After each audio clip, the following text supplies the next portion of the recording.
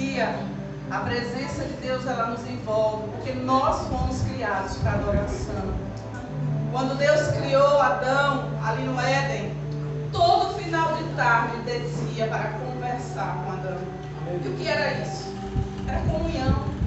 Adoração tem a ver com comunhão. Eu não consigo adorar um Deus que eu não tenho comunhão. Não existe. Adoração tem a ver com comunhão. Eu não adoro apenas quando eu chego aqui no templo. Eu tenho que ter uma vida de comunhão 24 horas. Quando eu chego aqui, é o culminado que eu vivi durante o dia. Eu não posso passar o dia displicente e chegar aqui e, como no estalar de dedo, com uma varinha mágica de condão, a presença de Deus encheu o meu coração. Isso vai no crescendo. A gente já acorda de manhã, agradecendo a Deus pela noite, aí vai orando durante o dia, vai trabalhando, a mente vai se colocando ali na presença de Deus, ouve um louvor aqui, uma mensagem acolá, e aquilo vai enchendo. Quando chega na hora do culto, aí é glória, porque o vaso que está cheio, com o vaso que já está cheio, com o vaso que já está cheio, vai se unindo e a presença de Deus se expande. Aleluia! Nós temos visto a presença de Deus nesse lugar, mas é o resultado disso, de um dia a dia na presença do Senhor. E o nosso coração vai se enchendo. É como a Tânia colocou, muito bem colocado. A presença de Deus nos alegra porque é o nosso chamado. Quando passamos dias sem orar, quantas experiências nós não já temos, todos nós, de sentir aquela angústia, aquela tristeza, aquele vazio. Por quê? Porque a única pessoa que preenche o nosso coração é Ele. Aleluia! Não existe outra forma de viver feliz, alegre, senão a presença dEle. Aleluia! E somos pequenos mesmo, como o irmão Zé falou, somos pequenininhos. Porque aquele que quer ser grande aqui, será o menor no reino dos céus. Mas Jesus disse, se você quiser o ser menor e o servo aqui, você será o grande no reino dos céus. A matemática de Deus é diferente do mundo. O mundo, para você ser reconhecido, ser grande, você tem que ter um nome, você tem que crescer. No reino de Deus, para você ser reconhecido e ser grande, você tem que descer, se humilhar e servir. É diferente. No reino de Deus, quem quer ser grande vai ser servo. Como Jesus nos ensinou. E é maravilhosa essa atmosfera de adoração. Amados, eu gostaria, no meu coração há uma sequência do que a gente falou terça-feira. Elias e os profetas de Baal. Eu queria voltar a isso. Porque dentro do meu coração arde sobre o que aconteceu naquele Monte Carmelo. Vocês podem sentar, porque eu não vou fazer uma leitura inicial. Eu vou lendo e a gente vai ministrando aquilo que o Senhor colocar no nosso coração. Abra sua Bíblia em 1 Reis 18. Terça-feira a gente começou a falar sobre isso. Eu quis contar aquele testemunho. E aquilo ficou forte no meu coração. Quando Ednei pediu para ministrar, eu não sabia se a gente ia permanecer no mesmo lugar. E hoje passei o dia orando, buscando, Senhor, o que tu queres falar? E só vinha esse texto. Ele permaneceu no meu coração. Quarta-feira estivemos ali no SOS, aproveitei que eu fui a Salvador. Deus abençoou, mandou uma pessoa, porque eu não sei andar em Salvador, eu sou uma interiorana tabaroa, eu não sei andar lá, não sei andar de ônibus. De Uber eu estava desprotegida financeiramente, não tinha como ir. E Deus mandou um anjo e foi lá e me buscou para ir lá na reunião. E nós fomos. E quando chegou lá, me pediram para ministrar uma palavra. O Espírito Santo trouxe um monte de carro. E quando eu acabei de ministrar, o pastor Baixinho disse, era a palavra que Deus me dava para ministrar hoje. Aleluia. Monte Carmelo. Não sei, Deus quer fazer algo com esse texto, pelo menos no meu coração. Eu não me julgo intercessora, mas sou alguém que estou disponível para que o Espírito Santo use meus lábios quando Ele quiser usar. Porque, amados, o que é que a gente faz aqui na Terra? Se não se permitir usar pelo Espírito Santo. E Ele está dentro de mim e de você. Se nascemos de novo, se realmente nos convertemos, porque tem muita gente, que não é o caso de vocês, mas tem muita gente que realiza culto de igreja que não nasceu de novo, que não tem o Espírito Santo morando, residente, é um mero religioso, aceitou a fé cristã no raciocínio, mas não passou por uma experiência de transformação, onde o Espírito Santo passou a habitar dentro. E aí você percebe nos frutos que a pessoa é carnal, que a pessoa é displicente, que ela não tem aquele acordar espiritual. Tudo que você fala do lado espiritual a sombra alheia. Para analisar e ver se aquela pessoa realmente nasceu de novo. Porque o nascido de novo dentro da gente é um fogo. É um negócio inexplicável. A gente tem um coração em brasas. Por mais que a gente fique sem orar um pouquinho, sem buscar, mas quando a gente começa, ferve. Porque o Espírito Santo está dentro. E Ele quer usar as nossas bocas. Olhando para esse texto mais uma vez hoje, eu disse: Senhor, nós somos melhores. Estamos vivendo uma fase onde nós podemos fazer mais. Não é que somos melhores que eles, mas nós podemos fazer mais do que Elias fez. Elias viveu num tempo onde o Espírito Santo não orava dentro. Ele viveu num tempo onde a presença de Deus estava do lado de fora. E para ser mais exato, dentro de um ambiente chamado Santo dos Santos. Eu nem me recordo se nessa fase de Elias o templo existia. Não vamos entrar no lado escatológico, mas eu tenho a impressão que não. O templo foi estabelecido depois, restabelecido, renovado através de Elias. Eu não sei bem na história onde é que Reis está. Mas o fato é que naquela época havia pessoas que tinham o mover de Deus, como profeta, como sacerdote, como reis. Havia unções específicas sobre pessoas. O povão, de modo geral, não tinha. E o povo fazia o quê? Ia até o profeta para consultar a Deus. Ia até o sacerdote para consultar a Deus. Hoje não. Eu e você, segundo a Bíblia, somos reis, profetas e sacerdotes. A unção que estava naqueles homens e mulheres lá está sobre a igreja hoje. Todos os indivíduos têm a mesma unção. É só cultivar, é só fazer crescer. Aí alguém diz assim: mas eu queria ter a unção da irmã Ednei. Paga o preço que ela paga. Vai orar, vai buscar, vai jejuar, vai se dispor. E o Espírito Santo vai usar você da mesma maneira ou até mais na unção e no chamado que você tem. Porque o chamado dela é dela. O chamado que eu tenho é meu. O chamado que você tem é seu. Às vezes a gente quer o que o outro tem, mas Deus não chamou a gente para fazer o que o outro faz. Como é que Ele vai te dar uma ferramenta para um trabalho que não é o teu chamado? Luciano trabalha com poda. Eu com a tesoura de poda na mão seria um desastre. Mas ele precisa daquela ferramenta. Ela está na posição de pastora, liderança de igreja. Deus não me chamou para isso. A unção que vai estar sobre mim é diferente da que está sobre ela. Só que a gente vai operar no mesmo Espírito. No mesmo Espírito. E o mesmo Espírito quer usar cada um. A nossa boca é um instrumento de Deus. Então quando a gente olha para Elias, dentro desse evento tão fantástico que houve ali naquele dia no Monte Carmelo, a gente se diz assim: mas era Elias, um homem de Deus. E você, quem é? Não é um homem de Deus? Glória a Deus. Elias não tinha o Espírito Santo morando nele como você tem, meu irmão. Jesus disse que nós faríamos obras ainda maiores, porque Ele estaria enviando o Consolador. Aleluia! O Espírito Santo é que é responsável por fazer o mover de grandeza no meio da casa dele. Eu e você apenas canais, lâmpadas por onde essa energia passa. Aí a gente olha para essa experiência e diz: mas eu não sei se eu conseguiria fazer o que Elias fez. Mas eu vou te dizer uma coisa que Deus colocou no meu coração: Deus está nos chamando para sermos os Elias de 2022. Deus está nos chamando para confrontar os profetas de Baal que andam aí fora zombando do Evangelho e fazendo um desserviço ao reino de Deus. Você é o Elias, você é a Elias que Deus está chamando para usar. Não se coloque numa posição de coitadinha. Somos pequenos, sim, mas não somos inúteis, porque a Bíblia diz que o Espírito Santo que habita em nós, Ele nos faz capazes. Quem nos capacita não somos nós.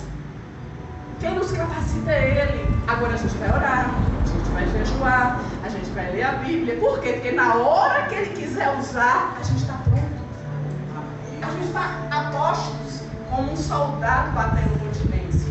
Aí eu passo os meus dias, não oro, não busco, não faço culto doméstico em casa, não trago a presença de Deus para o lar, não chamo a presença de Deus através do louvor, da oração. ser usado. Como? No reino de Deus não existe uma varinha mágica como nos contos de fada. No reino de Deus é entrega, é renúncia, é busca.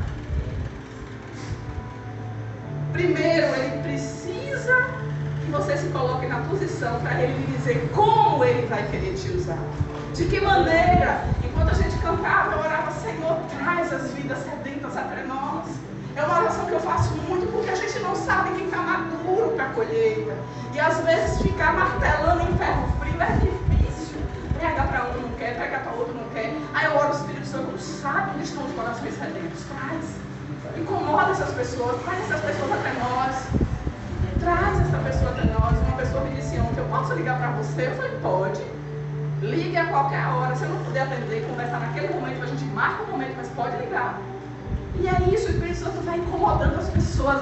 Você vai ser uma referência espiritual. O Espírito Santo vai atraindo o olhar para você. Não para você especificamente, para mim, mas para a unção que a gente carrega.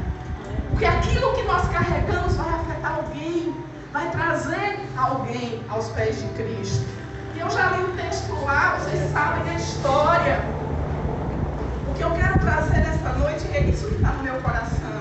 Somos os Elias, amados, de 2020. O que Elias fez aqui no Monte Carmelo foi confrontar um rebanho, 400 e alguma coisa, se eu não estiver enganado. Um rebanho de homens e mulheres que estavam servindo a Baal, um deus pagão. E pior, levando toda a Israel para aquele caminho, através da peste da Jezabel.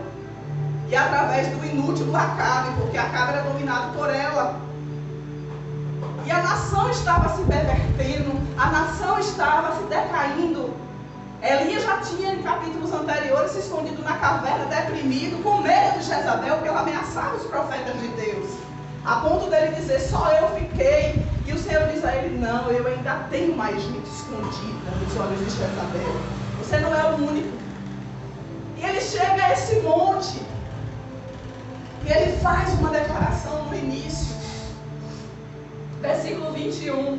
Até quando vocês vão ficar cocheando entre dois pensamentos? Se o Senhor é Deus, então serve Ele. Agora, se Baal é Deus, então serve também. Escolhe de que lado você quer ficar. Do lado de Deus ou do lado de Baal? Elias chama o povo a um confronto, a uma decisão. Pare de ficar em cima do muro. Decida onde você quer ficar. Eu quero servir a Deus, mas eu não quero pagar o preço. Então você está em cima do muro. E o que é pagar o preço? É renunciar ao seu eu, o nosso eu. É quebrar, deixar quebrar o coração. É parar de perder tempo com coisas inúteis, como a gente perde tempo tanto na internet, vendo coisas que não levam a lugar nenhum. E dedicar aquele tempo para o chamado que Deus tem. O tempo é precioso. Se Deus tem um chamado para você, se dedique a Ele. Veja o que Ele quer de você. E se dedique. Eu não posso ser incoerente. Se eu sei que Deus me chamou para fazer alguma coisa, eu não posso ser incoerente e não me preparar para aquilo. E Elias chama esse povo e diz: vocês vão ficar em cima do muro até quando? Vamos fazer o seguinte. Isso Deus já tinha colocado no coração dele. Porque lá na frente ele vai falar isso. Olha, vamos pegar aqui 2 novilhos. Eu escolho um e vocês, profetas de Baal, ficam com o outro. Cortem a lenha e vamos clamar aos nossos deuses. Vocês clamam ao Deus de vocês e eu clamo ao Deus de Israel. O Deus que responder com fogo, esse será Deus. Aleluia! E eles dizem: boa esta palavra, pois bem, vamos fazer. Ou seja, ele fez uma disputa. Seria a mesma coisa chamarmos algum adorador de um Deus qualquer aí e dizer: olha, vamos fazer o seguinte, eu vou orar e você vai orar. O Deus que responder aqui é Deus. Aleluia. Eu me recordo de uma certa feita que eu ouvi um testemunho de uma atividade espiritual fora da Bíblia, que eu não vou dizer o nome porque está gravando ali. E aqueles sacerdotes fizeram um confronto com o homem de Deus, dizendo que o Deus dele não era Deus. E ele disse, pois bem, vamos orar aqui e eu vou mostrar para vocês. Ele disse, pois bem. Aí ele botou um servo deles lá deitado e fez o cara levitar. Levitou na frente de todo mundo, saiu do chão, assim, mais de 1 metro do chão. O poder das trevas fez aquele corpo subir. E o servo de Deus esticou o dedo e disse, cai em nome de Jesus. E o corpo, pá, caiu no chão. Mostrou àquele povo que o nome de Jesus tem poder. Eles fizeram o corpo levitar, mas o nome de Jesus na boca daquele homem fez o corpo cair. Aleluia! Cai em nome de Jesus e o corpo pum. Glória a Deus. A gente precisa, amados, ter experiência nesse nível. Temos tido experiência, como Tânia falou aqui. Temos tido respostas de oração. E Deus quer fazer isso com a gente na era, porque à medida que Deus vai respondendo às nossas orações, a nossa fé vai se fortalecendo. E a gente vai vendo que quando a gente ora, a coisa acontece. Aleluia. Quando a gente abre a boca e declara, a coisa acontece. E Deus está te preparando para isso. Não se iluda. Você começa nas coisinhas pequenas e Deus vai te levando de degrau em degrau. Quem sabe um dia não haverá um confronto desse nível. E você tem que estar preparado. Eu preparada para isso aí. Aleluia. Porque, amados, não se iluda não. O que está por vir aí é nesse nível aí. É nesse nível aí a igreja sendo perseguida. Até que Jesus Cristo volte, isso vai acontecer. É bíblico. E aí? Que bagagem a gente vai ter para confrontar tudo isso? Porque a nossa luta não é contra carne e sangue. Você vê uma pessoa se levantando contra nós, você olha para ela, você pode enxergar com os olhos espirituais que não é ela. É algo que está por trás. O que Elias via aqui nesses homens era isso. E ele segue. E aí vocês conhecem a história. Eles cortam e começam a clamar de manhã. 27 diz assim: ao meio-dia Elias zombava deles, dizendo: clamem em voz alta, porque ele é Deus. Pode ser que esteja meditando ou atendendo às necessidades. Esse atender às necessidades aqui é ir ao banheiro mesmo. Eu fui para outra versão. Pode ser que ele tenha ido ao banheiro fazer as necessidades fisiológicas, o Deus Baal. E ele começa a zombar. Gritem mais alto. Vai ver, ele foi viajar, tirou férias, ou foi dormir. Imaginem a cena, amados. Os 450 homens se arrebentando lá de clamar, e sacode, e levanta, e grita, e faz tudo. E no verso anterior ele continua. E eles clamavam em voz alta. Imaginem 450 pessoas berrando no monte e retalhando-se com facas e lanças, segundo o seu costume, até derramarem sangue. A outra versão diz assim: até que o sangue escorresse. Eles se retalhavam a tal ponto para que o sangue corresse. Por quê? Quem vive nessa dimensão sabe que o sangue fala no reino espiritual. Por isso a senhora com o banho de sangue que eu falei terça-feira. Eles acreditam e é verdade, o sangue fala. O que é que a Bíblia diz acerca de Jesus? Que o sangue fala mais do que o sangue de Abel. Lembram desse texto que está lá no Novo Testamento? O sangue de Abel gritava na terra pelo assassinato que Caim cometeu. E o sangue de Jesus fala mais do que o sangue de Abel. Aleluia! Glória a Deus! Sangue derramado, amados, fala no reino espiritual. É aquilo que eu falei para vocês terça-feira. Esse povo não inventou essas coisas. Eles copiaram do que a Bíblia diz. Eles sabem que os demônios são alimentados por sangue, por rituais, por cachaças, por sacrifícios. E eles fazem para fortalecer essas coisas. Esses homens aqui também, eles se cortavam, não era por outro motivo, era para que Baal fosse tocado com o sangue sendo derramado. E eles gritaram até o sacrifício da tarde. Acredito que entre volta de 3 a 4 da tarde. Eles gritaram de manhã até a tarde. Se retalharam, sangue correndo. O sangue fala no reino do Espírito. Gleison leu em Apocalipse. Eles já venceram. Ali é um relato que vai acontecer de nós que já vencemos pelo sangue. Só que hoje na terra nós podemos usar do sangue de Cristo como arma de defesa e de ataque. Como é que a gente usa? Pela boca. Eu declaro a cobertura do sangue sobre mim, sobre a minha casa. Faço muita essa oração com o Fabrício lá. Assim como lá no Egito, Moisés marcou o umbral da porta das casas dos hebreus com o sangue daquele novilho. Eu marco agora o sangue de Cristo nas portas da minha casa e todo mal cai por terra, não me atinge, nem a mim, nem a minha família. Isso é tomar o sangue da cruz e aplicar. É através da boca que a gente faz isso. Hoje a gente não mata animais para usar o sangue, porque ele fez o sacrifício dos sacrifícios. De uma vez por todas, ele fez o que precisava ser feito para que não precisasse mais derramar sangue. Hoje a gente usa o sangue pela boca, na confissão dos lábios. Então tenha muito cuidado com essa expressão. Misericórdia, o sangue de Jesus tem poder para qualquer coisa. Isso é uma forma muito forte. O sangue é para ser usado como arma de defesa, como cobertura e como arma de ataque, através da palavra. O sangue fala no reino espiritual e os demônios reconhecem uma pessoa coberta no sangue. E eu vou lhe dizer mais, nem todo crente está coberto com sangue.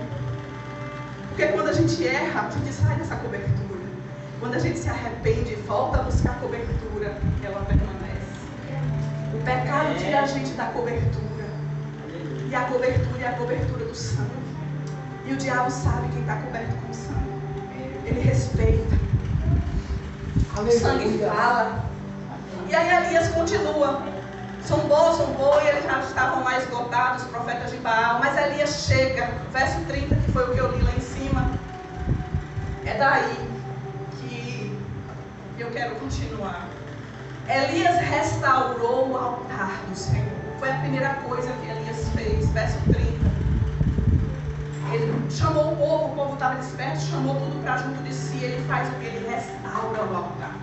O que é restaurar o altar? Ali eram pedras colocadas da maneira correta. E ele toma 12 pedras, que simbolizavam as 12 tribos de Israel. Elias toma essas 12 pedras, e essas 12 pedras falam no reino do Espírito. Ela traz a lembrança a Deus o quê? A aliança com o povo judeu. Aleluia. A aliança que Deus tinha com aquelas tribos. Era colocada ali as 12 pedras. Ele pega a lenha, forra as 12 pedras. Pega o novilho, retalha em pedaços, coloca sobre a lenha. Ele restaura a cena onde Deus vai operar. E ali tudo está falando espiritualmente. O número 12 é número de governo. E ele faz uma valeta ao redor do altar, que cabe 12 litros de água. E pede aos servos, olha, tragam águas aí, e reguem. E regue uma vez, e regue 2 vezes, e regue 3 vezes, até que a água jorrava daquele altar. Amados, quem em sã consciência quer Deus mandar fogo e vai botar água no meio? Fogo e águas não se misturam. No raciocínio humano isso é impossível. Mas Elias queria mostrar o poder de Deus. E o poder de Deus ia trazer para aquele povo que estava ali a consciência de que Deus existe. E ele molha, ele encharca. A água fala de quê? Do Espírito Santo. A água fala do novo nascimento. A água fala do renovo, da limpeza, da purificação. E ele joga a água ali para que aquilo ficasse aos olhos humanos mais difícil, para que fosse realmente testificado que Deus é Deus de poder. Glória a Deus. E a Bíblia diz que ele faz isso e vai orar. E ele diz assim: ó Senhor, no verso 38, Deus de Abraão, de Isaac e de Israel. Olha o que ele invoca: a aliança. A aliança que Deus fez com esses homens. O Deus de Abraão, o Deus de Isaac, o Deus de Jacó. Fique hoje sabido que tu és Deus em Israel, e que eu sou teu servo, e que segundo a tua palavra todas essas coisas foram feitas. Aleluia. Outro ponto importante: ele restaura o altar e ele invoca a palavra. Glória a Deus. Sobre a tua palavra. Me faz lembrar aquela mulher que vai pedir um milagre. E ela diz o quê? Sobre tua palavra. Minto, quem fala isso é Pedro, quando joga as redes. Lança as redes ao mar, mas trabalhamos a noite toda. Vai, lança as redes. Tudo bem, sobre a tua palavra lançaremos as redes. Elias faz isso. Sobre a tua palavra, Senhor. Foi tudo isso aqui feito. O Senhor mandou eu fazer aqui. Fique sabido que tu és Deus. Aleluia. Restauração do altar e palavra. Como queremos que Deus opere sem a palavra? Ouvendo o Espírito sem a palavra é um pulo, um engano. Jesus. Você quer poder? Quer poder? Quer ser usado por Deus no poder? Para quê? Pergunte primeiro para quê? Pergunte a você mesmo, para que eu quero ser usado com poder? Para que as pessoas vejam que eu tenho poder? Resposta errada. Para quê? Amados, o poder de Deus só tem uma finalidade para ser operado na terra. Botem isso em mente. Não é para a gente sentar aqui, é uma roda de crente e a gente ficar sapateando, dançando e falando em língua, não. O poder de Deus vem na minha vida e na sua vida para o evangelismo, para tirar as pessoas das trevas e levá-las ao reino de Deus. Você e eu vamos ser mulheres e homens cheios de poder para quebrar as correntes que prendem as pessoas. Não é para a gente sapatear, não. Devemos falar em línguas 24 horas, sim. Devemos ser fervorosos e dar glória a Deus sempre, sim. Mas isso tem uma finalidade. É quando a gente sair dessa porta lá fora, a gente encontrar os que estão caídos, estender a mão da fé e liberar poder sobre eles para quebrar as cadeias. É para expulsar o demônio que está cegando os olhos do entendimento, que a pessoa não consegue enxergar. É para isso que o poder está na igreja. A igreja do nosso tempo quer poder para fazer show pirotécnico. E isso está errado. Devemos sim ter esse poder todo o tempo, mas ele tem uma finalidade: ir de por todo mundo e pregar o evangelho a toda criatura. Quem crê e for batizado será salvo, mas quem não crê será condenado. Recebereis poder ao descer sobre vós o Espírito Santo e sereis minhas testemunhas. Aleluia! O poder não é para outra coisa a não ser para testemunha. Quando Elias faz isso aqui, o que é que ele queria? Trazer o povo de Israel de volta. O povo estava desviado dos caminhos do Senhor, e o poder desceu nesse monte para que o povo voltasse para o lugar da presença. Aleluia! Não foi para exaltar Elias, foi para ganhar o povo. Aleluia! Foi para ganhar o coração do povo que esse poder foi derramado. Aleluia! Aí eu quero poder para quê? Para mostrar que eu tenho. Meu irmão, irmã, saia das fraldas, cresça no evangelho, busque a palavra, se alimente, e você vai ver que isso daí é uma motivação carnal e cheia de orgulho. Deus de poder. Queira poder, mas queira poder para ir atrás das vidas, para ficar a postos quando o Espírito Santo trouxer alguém cheio de problema para você orar e libertar no poder do Espírito Santo. Para isso. O pastor ele tem que ser um homem cheio de poder? Claro, ele está cuidando de uma igreja. É um problemático aqui, é um que faz coisa ali, ele tem que ter discernimento, ele tem que ter a presença do Espírito. Para quê? Para cuidar do rebanho. Aleluia! Esse poder desceu aqui com um propósito, trazer o povo de Israel de volta. E ele continua na oração. Responde-me, Senhor, responde-me, para que este povo, olha a motivação dele aí, para que este povo saiba que Tu és Senhor, és Deus, e que a Ti fizeste retroceder o coração dele. Mostra, Deus, manda fogo aí, Jesus, manda fogo aí, para quê? Para que este povo saiba que Tu és Deus. Manda fogo na minha vida, peça a Deus, manda fogo na minha vida, para que o povo no meu trabalho possa ver a Tua presença e se converter. Manda fogo sobre mim, sobre a minha casa, me dá poder. Para quê? Para que quando eu falar com as pessoas, elas não tenham condições de resistir ao poder do Espírito que está na minha vida. É para isso o poder. É para isso, para ganhar vidas. Isso é o que alegra o coração do Pai. E ele faz isso. Ora, a motivação dele era o povo. motivação dele era ganhar o coração do povo de volta, porque havia se desviado por causa de Jezabel, Acabe e os profetas de Baal. E aí vem a melhor parte. 38.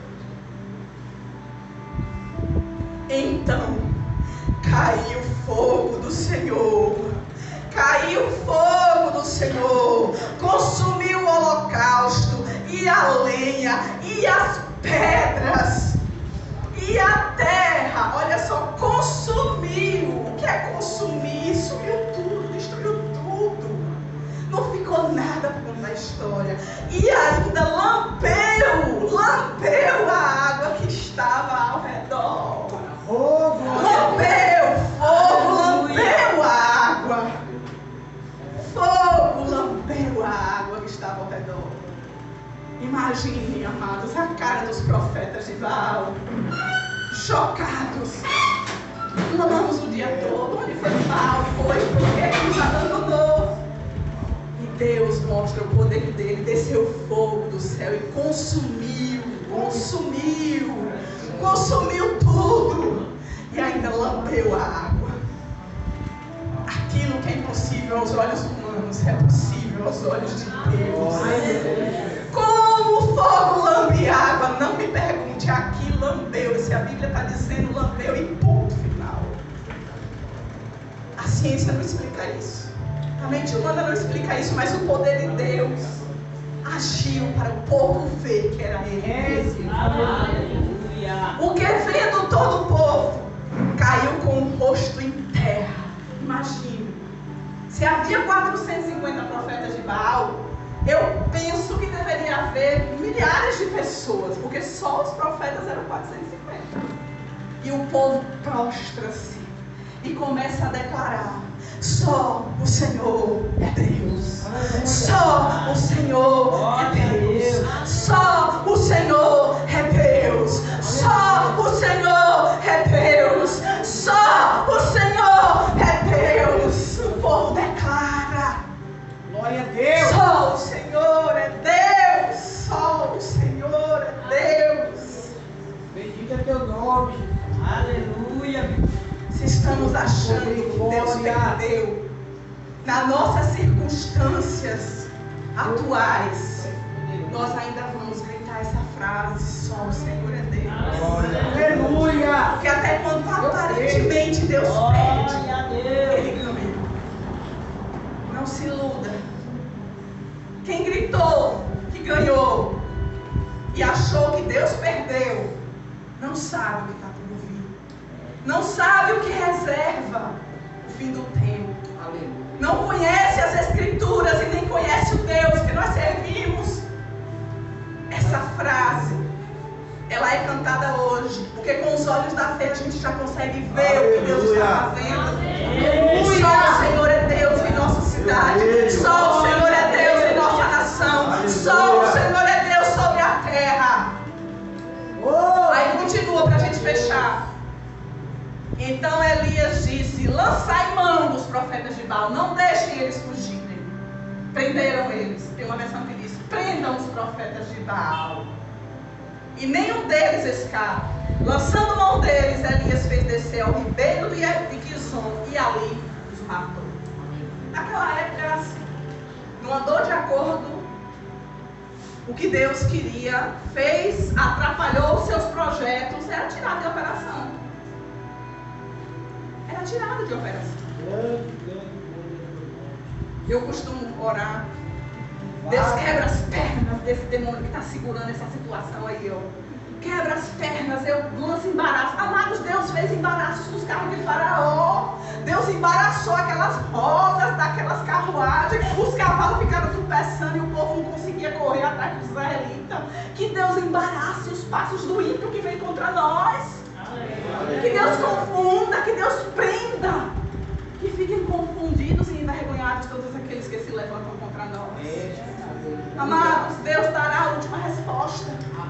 Eu fiquei chocada quando eu vi um sacerdote de Satanás zombando da igreja.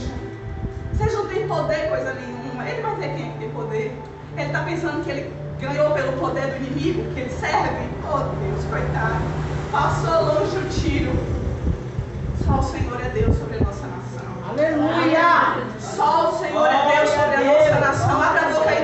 Aleluia. Só o Senhor é Deus sobre a nossa nação.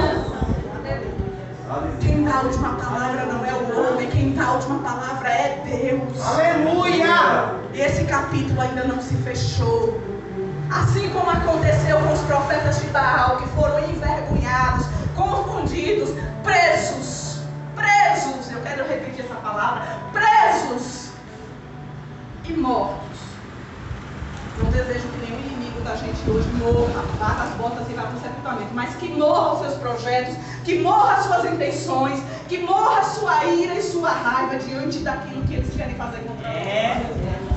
Sejam embaraçados e confundidos e envergonhados, mas serão presos e tirados de operação. Isso eu creio. Porque até mesmo o governante que está por vir aí mundialmente falando, que a gente sabe quem é, ele vai ter um momento de glória, mas ele vai cair. Porque a palavra de Deus disse que ele vai cair. E eu creio. Amém? Saia daqui nessa noite, sabendo de uma coisa.